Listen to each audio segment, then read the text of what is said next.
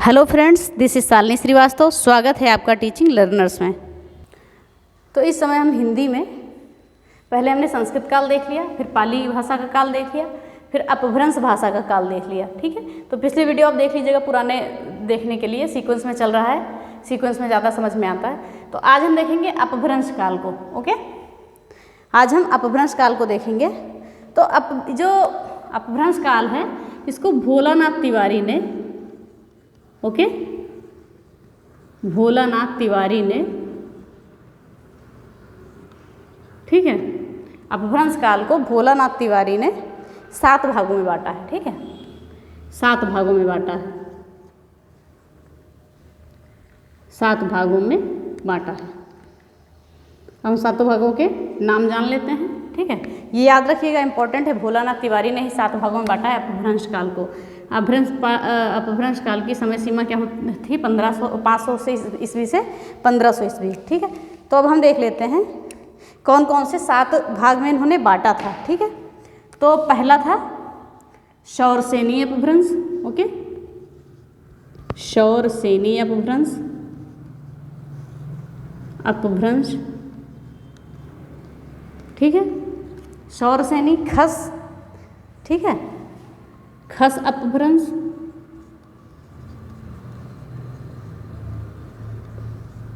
अर्धमागधी अपभ्रंश,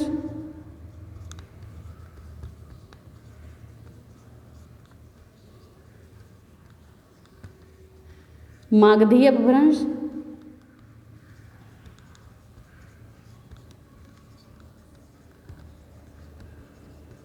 ओके, शौरसेन। ठीक है, शौरसेन या शौरसेनी हो गया, शौरसेनी कर देते हैं। ठीक है, अपभ्रंश, खस अपभ्रंश, अर्धमागधी अपभ्रंश, मागधी अपभ्रंश, पैशाची, पैशाची, ब्रांचड़ और महाराष्ट्री। ओके, महाराष्ट्री अपभ्रंश, पैशाची अपभ्रंश और ब्रांचड़ अपभ्रंश।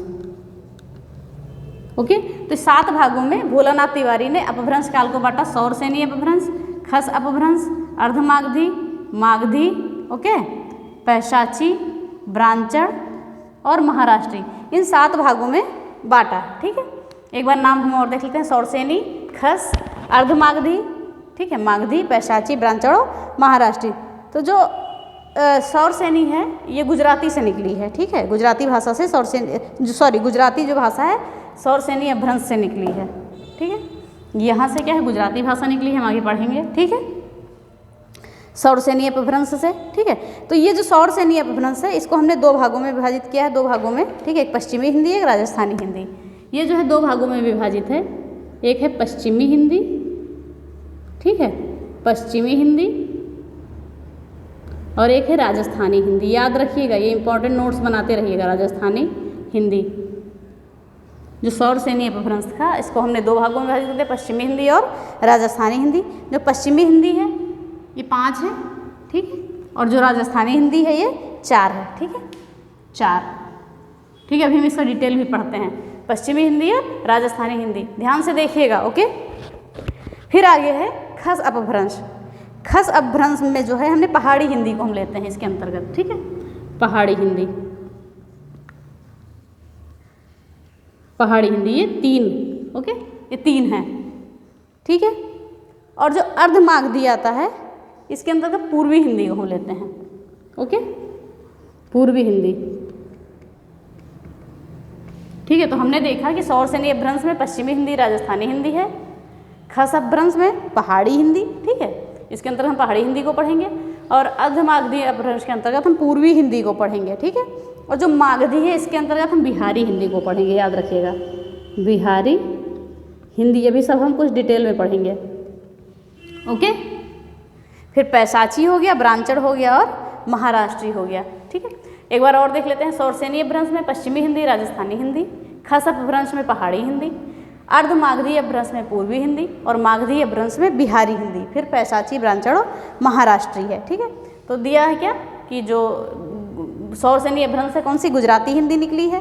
ओके, और राहुल सकृत्यायन ने कहा है कि पैशाची की उत्पत्ति जो है पिशाच से हुई है। ठीक है, राहुल सकृत्यायन ने कहा है ये चीज़ें। ठीक है, अब हम आते हैं इसका डिटेल देखते हैं।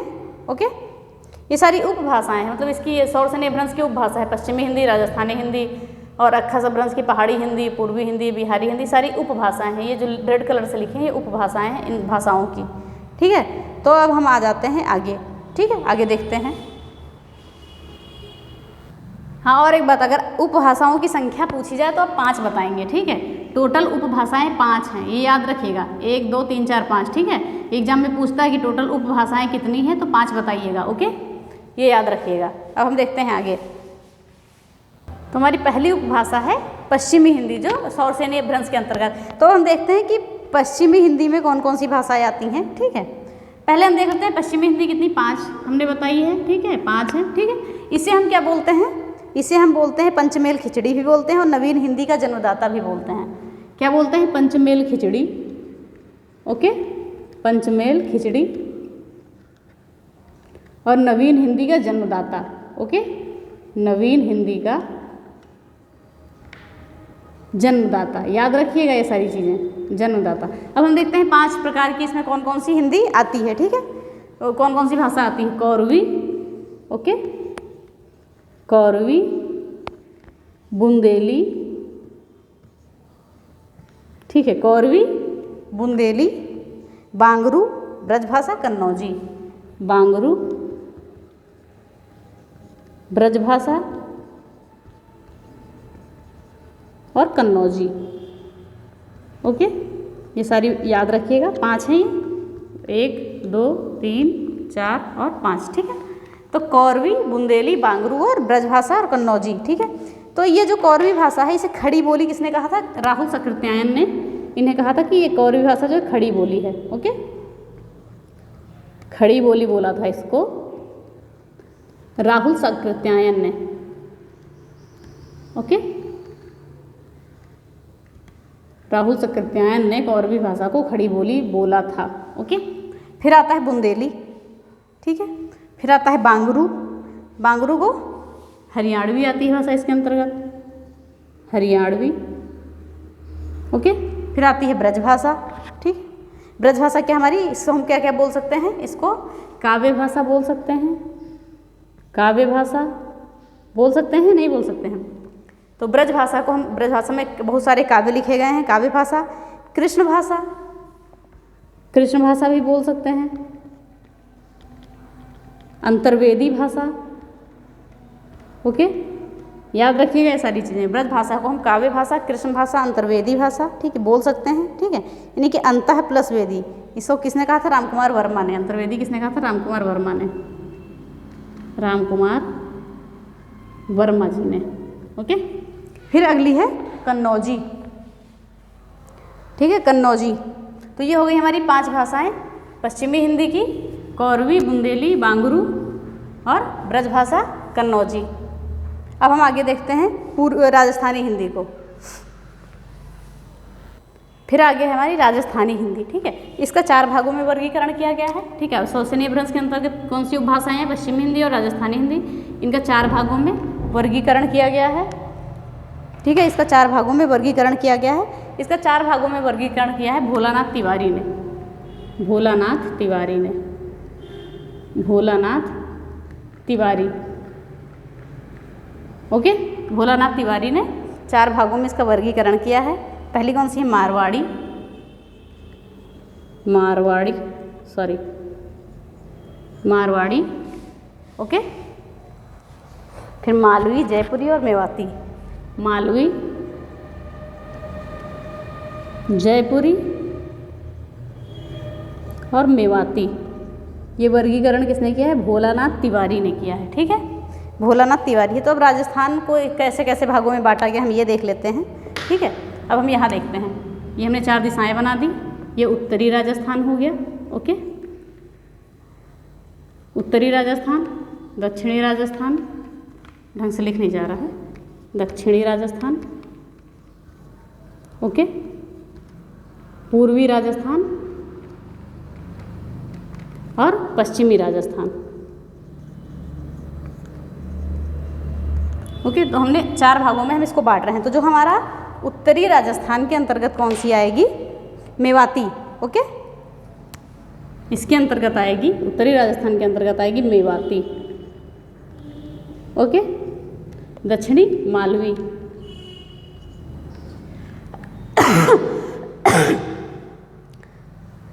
सॉरी, मारवाड़ी था यहाँ पे, अभी नहीं लिख जा रहा है। ठीक है, तो देखिए उत्तरी राजस्थान के अंतर्गत मेवाती आया, उसके मेवाती उधर बोली जाती है। ठीक है, और फिर दक्षिणी में मालवी बोली जाती है। अगर हम उत्तर में बोलें तो जयपुरी या ढूंढाड़ी। ठीक है, जयपुरी को हम ढूंढाड़ी भी बोलते हैं, जयपुरी। दूसरा ले लेते हैं मार्कर, जयपुरी। इसको ढूंढाड़ी भी बोलते हैं, याद रखिएगा। ठीक है, ढूंढाड़ी भाषा। पूर्वी में जयपुरी बोली जाती है और पश्चिमी में बोली जाती है मारवाड़ी। ओके, मारवाड़ी, याद रखिएगा ये चीज़ें। ओके, देखिए उत्तरी राजस्थान में मेवाती, दक्षिणी में मालवी। ठीक है, उत्तर दक्षिण में मालवी मेवाती, पूर्वी में जयपुरी और पश्चिमी में मारवाड़ी। तो ये हमारी राजस्थानी हिंदी 4 भागों में हमने बांट दिया। इसका वर्गीकरण किया था भोलानाथ तिवारी ने, मारवाड़ी, मालवी, जयपुरी और मेवाती में। तो ये हमारी दो उपभाषाएं हो गई, पश्चिमी हिंदी और राजस्थानी हिंदी, हमने ये पढ़ लिया। ठीक है, अब हम देखते हैं पहाड़ी हिंदी। ठीक है, तीसरी हमारी उपभाषा है पहाड़ी हिंदी। अब हम देखते हैं आगे कि हमने पहली उपभाषा पश्चिमी हिंदी देखी, दूसरी राजस्थानी हिंदी देखी, तीसरी हमने पहाड़ी देख रहे हैं। ठीक है, पहाड़ी भी हिंदी 3 भाषाएं आती हैं इसके अंतर्गत। ओके, 3 भाषाएं आती हैं, गढ़वाली, कुमाऊनी और नेपाली। गढ़वाली, गढ़वाली, कुमाऊनी और नेपाली। ओके, ये 3 उपभाषा के अंतर्गत ये आती हैं, गढ़वाली, कुमाऊनी और नेपाली। ये 3 आ गई पहाड़ी हिंदी के अंतर्गत, याद रखिएगा।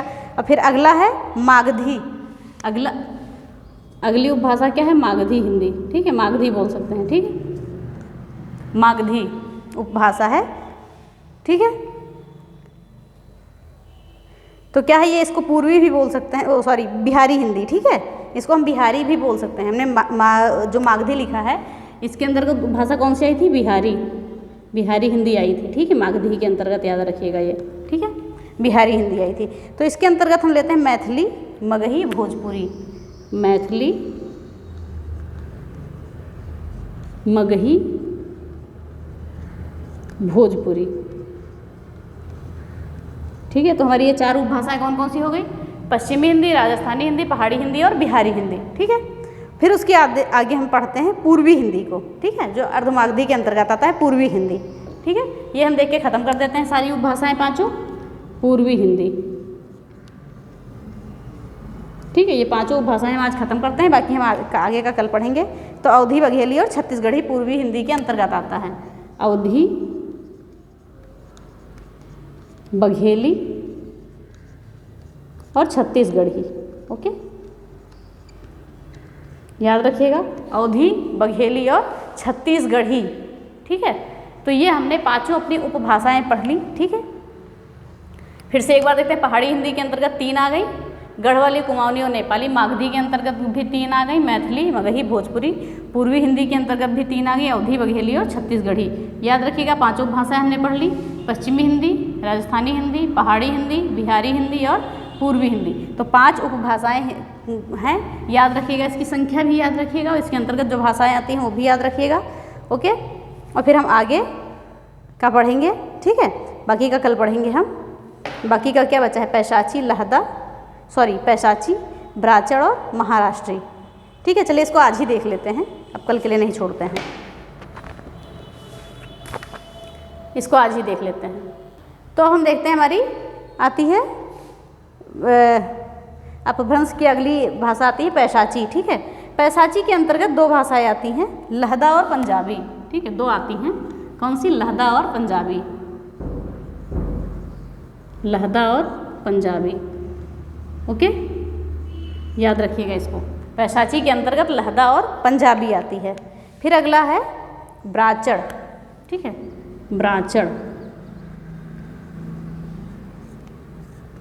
प्राचीण के अंतर्गत सिंधी भाषा आती है। ओके, सिंधी, ठीक है। फिर अगला है महाराष्ट्री। ओके, याद रखिएगा महाराष्ट्री। महाराष्ट्री के अंतर्गत मराठी भाषा आएगी, ठीक है, मराठी, मराठी। ओके, चलिए एक बार हम फिर से करवा देते हैं। हमने अपभ्रंश काल में बताया था कि डॉक्टर भोलानाथ तिवारी ने 7 भागों में बांटा है। सौरसेनी अपभ्रंश, सौरसेनी अपभ्रंश, खस अपभ्रंश, अर्धमागधी, मागधी, पैशाची, ब्राह्मण और महाराष्ट्री। हमने बोला था सौरसेनी के अंतर्गत 2 भाषाएं, पश्चिमी हिंदी और राजस्थानी हिंदी। फिर खस अपभ्रंश के अंतर्गत एक आई पहाड़ी हिंदी, अर्धमागधी के अंतर्गत आया पूर्वी हिंदी, ये उपभाषाएं थी, और मागधी के अंतर्गत आया बिहारी हिंदी, ये उपभाषाएं हो गई हमारी, ठीक है। फिर उसके बाद हमने पढ़ा पैशाची, ब्राह्मण और महाराष्ट्री, ठीक है।